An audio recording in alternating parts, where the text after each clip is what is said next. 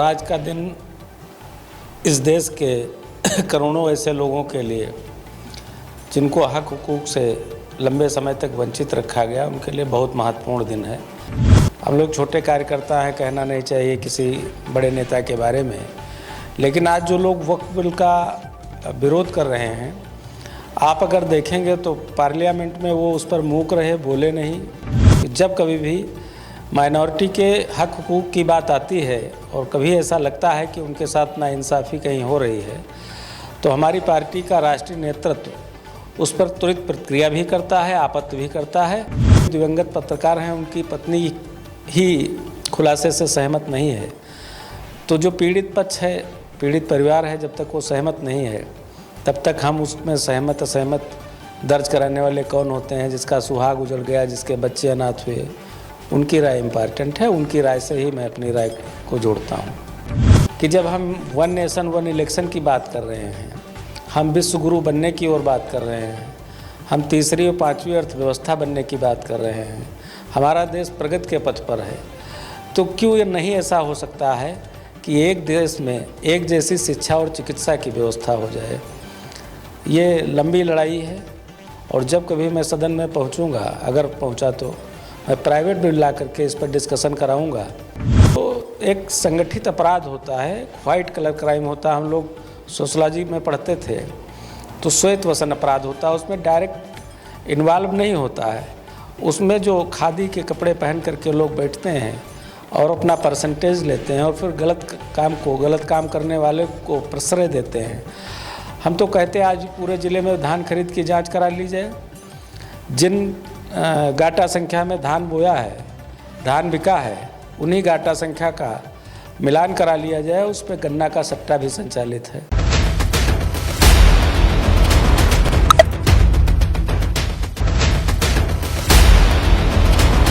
नमस्कार, मैं हूं नफीस अहमद और आप देख रहे हैं न्यूज़ 9 लाइव टीवी। मेरे साथ इस वक्त मौजूद हैं आरपी सिंह चौहान जी, जो राष्ट्रीय लोकदल पार्टी के उत्तर प्रदेश के महासचिव हैं। इनसे हम कई अहम मुद्दों पर बातचीत करेंगे और उनकी प्रतिक्रिया जानने की कोशिश करेंगे, क्योंकि आज संविधान निर्माता डॉक्टर भीमराव अंबेडकर जी का जन्मदिन है, उनकी जयंती है। हम सीधे बातचीत करने का सिलसिला शुरू करते हैं। आरपी सिंह चौहान जी, सबसे पहले तो आपका बहुत बहुत स्वागत है न्यूज़ 9 लाइव टीवी पर। धन्यवाद आपका। मैं आपसे जानना चाहूँगा कि आज डॉक्टर भीमराव अंबेडकर जी का जन्मदिन है, उनकी जयंती है, इस पर आप क्या संकल्प लेते हैं और क्या कहना चाहेंगे, आपकी क्या प्रतिक्रिया है? नहीं, आज भारत रत्न संविधान निर्माता बाबा साहब भीमराव अंबेडकर जी की जयंती है और आज का दिन इस देश के करोड़ों ऐसे लोगों के लिए जिनको हक हुकूक से लंबे समय तक वंचित रखा गया, उनके लिए बहुत महत्वपूर्ण दिन है। और आज के ही दिन हमारी पार्टी ने यह संकल्प लिया है कि हम 14 अप्रैल जो बाबा साहब की जयंती का दिन है, आज से अपने सक्रिय सदस्यता अभियान की शुरुआत कर रहे हैं। ये 18 अक्टूबर तक चलेगा और इस दौरान हम देश के विभिन्न हिस्सों में सक्रिय सदस्य बनाने का काम करेंगे। उसके बाद जो संगठन की चुनावी प्रक्रिया होती है, वो नीचे के स्तर से लेकर के राष्ट्रीय स्तर तक संगठन के संगठनात्मक चुनाव होंगे। लेकिन हमने बाबा साहब के, हमारे राष्ट्रीय अध्यक्ष जी ने बाबा साहब के जयंती के अवसर पर इसलिए चुना कि आज जो बाबा साहब के विचार हैं वो पहले से ज़्यादा प्रासंगिक हैं। आज हमारे सामने जो चुनौतियां हैं, जो सामाजिक चुनौतियां हैं, बाबा साहब ने बहुत पहले उनकी कल्पना करके एक ऐसी व्यवस्था बनाई, हमको एक ऐसा संविधान दिया जिसके तहत आज हम सबके अधिकारों की सुरक्षा होती है, सबके अधिकार सुरक्षित हैं और देश हमारा संविधान के हिसाब से आगे बढ़ रहा है। अब हम कुछ अहम मुद्दों पर बातचीत कर लेते हैं कि जैसे कि वक्फ बिल, अभी हाल ही में इसको लेकर के कानून पास हुआ है, इस पर आपकी क्या प्रतिक्रिया है? इस कानून को आप किस नज़रिए से देखते हैं, क्या कहना चाहेंगी? नहीं, वक्फ बिल पर हमारी पार्टी ने, चूँकि एनडीए का हिस्सा है, वक्फ बिल का समर्थन किया है। और वक्फ बिल पर निजी तौर पर मेरी राय ये है कि मैं अपने आप को इतना इस मामले में विशेषज्ञ नहीं मानता कि मैं इस पर अपनी कोई राय दे सकूं। इस पर तमाम बुद्धिजीवियों की चर्चा हुई, ये जॉइंट पार्लियामेंट कमेटी में गया, जिसमें विभिन्न दलों के प्रतिनिधि थे। उनके दावे, उनके सुझाव आए, उन पर विस्तृत बहस हुई, चर्चा हुई। और उसके बाद जिस तरीके से पार्लियामेंट में चर्चा हुई, आप देखेंगे, हम लोग छोटे कार्यकर्ता हैं, कहना नहीं चाहिए किसी बड़े नेता के बारे में, लेकिन आज जो लोग वक्फ बिल का विरोध कर रहे हैं, आप अगर देखेंगे तो पार्लियामेंट में वो उस पर मूक रहे, बोले नहीं, अपनी प्रतिक्रिया दर्ज नहीं कराई। इससे प्रतीत होता है कि ये सब देश के जो जिम्मेदार लोग हैं उसको लेकर के जो विरोध कर रहे हैं, जो देश के जिम्मेदार लोग हैं, वो अगर गंभीर होते तो पार्लियामेंट में अपनी डिबेट का हिस्सा रहते और अपनी आपत्तियां दर्ज कराते तो ज़रूर कुछ बातें खुल करके सामने आती। सरकार का जो पक्ष था सरकार ने रखा और हमारी पार्टी ने उसका समर्थन किया, इसलिए हम उसका समर्थन में। व्यक्तिगत रूप से अगर आपकी बात की जाए तो आप समर्थन करते हैं या विरोध करते हैं, क्या कहना चाहेंगे? ये राजनीतिक कार्यकर्ता का व्यक्तिगत बयान लोगों के होते, मेरा अपना कोई व्यक्तिगत बयान नहीं। हम ये मानते हैं कि लीडर इज ऑलवेज राइट, और जो नेतृत्व ने निर्णय लिया होगा, आप देखेंगे। मैं आपको एक बात याद दिलाना चाहता हूँ कि जब कभी भी माइनॉरिटी के हक हुकूक की बात आती है और कभी ऐसा लगता है कि उनके साथ नाइंसाफ़ी कहीं हो रही है, तो हमारी पार्टी का राष्ट्रीय नेतृत्व उस पर त्वरित प्रतिक्रिया भी करता है, आपत्ति भी करता है। हमारी पार्टी की अपनी नीतियां हैं और ये मेरा सौभाग्य है कि हम लोग चौधरी चरण सिंह जी की विचारधारा को आगे बढ़ाने का काम कर रहे हैं, उसको लेकर के आगे चलने का काम कर रहे हैं। मुझे चौधरी अजीत सिंह जी के नेतृत्व में भी काम करने का मौका मिला। उस समय मैं जिलाध्यक्ष होता था। वो कौमी एकता सम्मेलन कराते थे। हमारे वर्तमान के जो राष्ट्रीय अध्यक्ष हैं माननीय चौधरी जयंत सिंह जी, उनका भी सीधा साफ दो टूक कहना है कि हम किसान एकता की बात करते हैं, हम भाईचारा जिंदाबाद की बात करते हैं, और किसान एकता जिंदाबाद, भाईचारा जिंदाबाद का नारा दे करके हम लोग कार्यक्रम भी करते हैं। तो हमारी नीति, रीत, नियत ये सब स्पष्ट है। अब उसके बाद भी अगर किसी के मन में कोई शंका है तो उचित प्लेटफार्म पर अगर वो अपनी राय रखेगा तो हम अपने राष्ट्रीय नेतृत्व को उसकी बात पहुंचाने का काम करेंगे। अभी बीते माह सीतापुर में राघवेंद्र पत्रकार की दिन दहाड़े गोलियों से भूनकर हत्या कर दी गई थी। इस पर आपने काफ़ी जोर दिया, फेसबुक पर भी आपकी पोस्टें देखने को मिली। बीते दिनों पुलिस ने खुलासा किया है उस घटनाक्रम का। क्या मानते हैं आप कि जो खुलासा हुआ है सही हुआ है? इससे आप संतुष्ट हैं?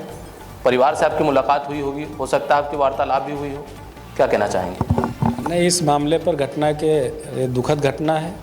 दूसरे दिन मैं स्वयं गया था, चूँकि उस दिन इसलिए नहीं गए जो प्रशासन व्यवस्था में लगा था, स्थानीय विधायक लगे थे, और मेरा व्यक्तिगत तौर पर यह रहता है कि जब तक अंतिम संस्कार ना हो जाए व्यक्ति का, घटना चाहे जैसी हो, तो लाश पर राजनीति नहीं करनी चाहिए। हम दूसरे दिन गए, हमने पीड़ित परिवार का दुख साझा किया, उनकी बात को अपने नेतृत्व तक पहुंचाने का काम किया।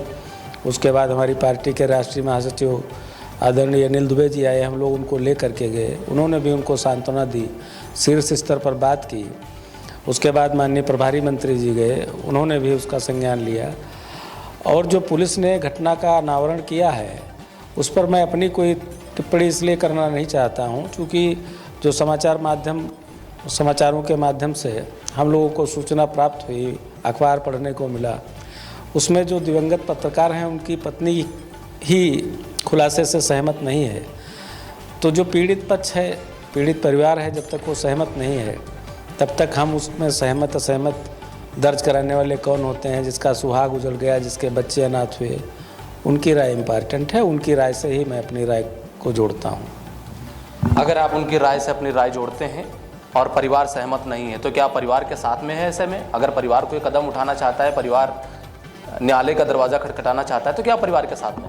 बिल्कुल, परिवार जब हमसे जो अपेक्षा करेगा, हम राघवेंद्र जी के परिवार के साथ हैं। अंतिम मेरा प्रश्न है आरपी सिंह चौहान जी, प्राइवेट स्कूल जो है, कॉलेज हैं, उन पर आए दिन लोग इस तरह के आरोप लगा रहे हैं कि प्रतिवर्ष कई ऐसे स्कूल हैं जहां पर यूनिफॉर्म बदला जाता है, यूनिफॉर्म के नाम पर ठगा जाता है और जो फीस है वहाँ की भारी भरकम है। इस तरह के आरोप लगते हैं। इस पर आपकी क्या प्रतिक्रिया, क्या कहना चाहेंगे आप? नहीं, देखिए, ऐसा है, हम लोग गरीब परिवार में पैदा हुए, कोई बहुत बड़ी जिम्मेदारी नहीं रही। और प्राथमिक विद्यालय से लेकर के लखनऊ विश्वविद्यालय तक हमने शिक्षा हासिल की। मेहनत की, तमाम लोगों ने, हमारे माता पिता ने और लोगों ने मदद की। तो उच्च शिक्षा हासिल करने के बाद हमने मेहनत से, ईमानदारी से पढ़ाई की। आज हमारे साथ के तमाम लोग विभिन्न सदन में हैं, विधानसभा में हैं, लोकसभा में हैं, लेकिन वो जाने की अपनी जिम्मेदारी नहीं समझते हैं, किस व्यवस्था के तहत हैं। मेरा ये मानना है, और मैं अभी जब अपने राष्ट्रीय अध्यक्ष जी से मिलूँगा तो उनको मैं एक पत्र बनाकर दूंगा भी, कि जब हम वन नेशन वन इलेक्शन की बात कर रहे हैं, हम विश्व गुरु बनने की ओर बात कर रहे हैं, हम तीसरी और पांचवी अर्थव्यवस्था बनने की बात कर रहे हैं, हमारा देश प्रगति के पथ पर है, तो क्यों ये नहीं ऐसा हो सकता है कि एक देश में एक जैसी शिक्षा और चिकित्सा की व्यवस्था हो जाए। ये लंबी लड़ाई है, और जब कभी मैं सदन में पहुंचूंगा, अगर पहुंचा तो मैं प्राइवेट बिल ला करके इस पर डिस्कशन कराऊंगा। ये शिक्षा माफिया, खाद्यान्न माफिया, स्वास्थ्य माफिया, ये जगह जगह हैं, और निश्चित तौर से आप मानिए सरकारें चाहे जिसकी रही हों, इनको प्रशासनिक संरक्षण भी रहता है और राजनीतिक संरक्षण भी रहता है। धान घोटाले में आपने राघवेंद्र जी का जिक्र किया, उस घटना का खुलासा हो गया, लेकिन जो राघवेंद्र ने खबर लिखी, उस खबर में जो लोग फंस रहे थे, जिन्होंने सत्यापन कराया, जिन्होंने खरीद फरोख्त की, जिन्होंने बेचा, उनको किनका संरक्षण था, आज तक वो नाम सामने नहीं आया, उन पर कोई जांच नहीं हुई। मैंने बार बार कहा, तो एक संगठित अपराध होता है, व्हाइट कलर क्राइम होता है। हम लोग सोशलॉजी में पढ़ते थे, तो श्वेत वसन अपराध होता है, उसमें डायरेक्ट इन्वॉल्व नहीं होता है। उसमें जो खादी के कपड़े पहन करके लोग बैठते हैं और अपना परसेंटेज लेते हैं, और फिर गलत काम करने वाले को प्रश्रय देते हैं। हम तो कहते हैं आज पूरे ज़िले में धान खरीद की जांच करा ली जाए, जिन गाटा संख्या में धान बोया है, धान बिका है, उन्हीं गाटा संख्या का मिलान करा लिया जाए, उस पर गन्ना का सट्टा भी संचालित है। लेकिन चूंकि पूरे कुएं में भांग पड़ी है, हम लोगों की छोटी आवाज़ है, जहाँ तक पहुँचा सकते हैं पहुँचाने का काम करते हैं। ये बहुत महत्वपूर्ण बात आपकी है कि जो अच्छी शिक्षा है वो अब आम आदमी की पहुँच से बाहर है। आप देखिए, कल के ही अखबार में एक प्रमुख समाचार पत्र में हजारों की तादाद में एकल विद्यालय हैं जहाँ एक शिक्षक है, तमाम विद्यालय बंद हो रहे हैं। वो कौन सा कारण है कि जहाँ 12,000, 15,000, 20,000 लेकर के टीचर पढ़ाता है, वहाँ आदमी 5,000, 8,000, 10,000 का खर्चा करके अपने बच्चे का एडमिशन कराता है, और जहाँ 1 लाख, 1.25 लाख की फ़ीस है, वहाँ आदमी अपने बच्चे का एडमिशन नहीं कराता, जबकि वहाँ ड्रेस भी मिलता है, मिड डे मील भी मिलता है। तो कहीं ना कहीं लैक ऑफ पॉलिसी है, नीतियों की कमियां हैं। उन कमियों को, उन विसंगतियों को दूर किया जाना चाहिए। और अगर पैर में कोई फोड़ा हो जाए तो पैर काटना कोई इलाज नहीं होता है। ये मानते हैं कि व्यवस्था में कमी है, और हम ये मानते हैं कि कोई जो संवैधानिक पद पर बैठा व्यक्ति है, वो किसी भी दल का हो, ये नहीं चाहता है कि उसका कार्यकाल, हर आदमी ये चाहता है कि हमारा कार्यकाल ऐतिहासिक हो, हमारे कार्यकाल में जो निर्णय लिए जाएँ उसके दूरगामी परिणाम हों। तो इसलिए हमारी जितना गिलहरी भर प्रयास है, मैं ज़रूर कोशिश करूँगा, चूँकि चौधरी साहब के पास देश में एजुकेशन में स्टेट मिनिस्टर भी हैं, स्किल डेवलपमेंट में स्वतंत्र प्रभार है, तो मैं उनसे कहूँगा कि शैक्षिक सुधारों के लिए अगर हो सके, और स्वास्थ्य सुविधाओं में सुधार। आप देखिए, 8 साल से सीतापुर में ट्रामा सेंटर बना खड़ा है। मैं पिछले वर्ष 1 सप्ताह तक वर्किंग डे में, डे नाइट, बरसात में विकास भवन के सामने लेटा रहा। किसी ने पूछने तक का प्रयास नहीं किया कि यहाँ क्यों बैठे हो। तो हम लोग आवाज़ उठा सकते हैं, आप लोग उस आवाज़ को आगे बढ़ा सकते हैं। इन्हीं मुद्दों को लेकर के हम जनता के बीच में जा रहे हैं, और हमारा चूँकि सदस्यता अभियान चल रहा है, तो इस पर पब्लिक से भी गेट टुगेदर करेंगे, लोगों के बीच जाएंगे, चौपाल लगाएंगे, संवाद करेंगे, उनसे कहेंगे कि अगर आप चाहते हो कि किसान मजबूत हो, अगर आप चाहते हो कि आम नौजवान मजबूत हो, आप चाहते हो लोगों की परचेजिंग पावर बढ़े, आप चाहते हो कि पे स्केल बढ़े, आप चाहते हो कि ये जो आउटसोर्सिंग और संविदा की नौकरियां हैं इनको स्थायी किया जाए, तो आप राष्ट्रीय लोक दल का सदस्य बनिए, हम आपकी लड़ाई लड़ने का काम करेंगे। और हमने सदैव सकारात्मक राजनीति की है। हमारी पार्टी का जो नेतृत्व रहा, हमने आपको बताया कि चौधरी चरण सिंह जी के साथ हमको काम करने का अवसर नहीं मिला, उस समय हमारी आयु नहीं थी, लेकिन हमने चौधरी अजीत सिंह जी के नेतृत्व में काम किया और हमको पूरा भरोसा है। और चौधरी जयंत सिंह जी के नेतृत्व में जो हमारे अल्पसंख्यक समुदाय के भाई बहन हैं, उनको भी पूरा भरोसा है। भारी संख्या में लोग पार्टी ज्वाइन कर रहे हैं और उनको ये विश्वास है, और मैं अपने तरफ से ये विश्वास दिलाता हूँ कि जब कभी किसी हक हुकूक के ऊपर डाका डाला जाएगा, उसको सताया जाएगा, तो राष्ट्रीय लोकदल का एक एक कार्यकर्ता और राष्ट्रीय लोकदल का राष्ट्रीय नेतृत्व जो दबाया जा रहा होगा, जो सताया जा रहा होगा, हम लोग उसकी लड़ाई लड़ने का काम करेंगे। तो ये हमारे साथ आरपी सिंह चौहान जी थे, जो राष्ट्रीय लोकदल पार्टी के प्रदेश महासचिव हैं, जो हमारे सवालों का बहुत ही बेबाकी से जवाब दे रहे थे और हमसे बातचीत कर रहे थे। आपका हमसे बातचीत करने के लिए बहुत बहुत शुक्रिया। कैमरा पर्सन मोहम्मद तौफीक के साथ मैं Nafees Ahmad, team news 9 live TV, Sitapur.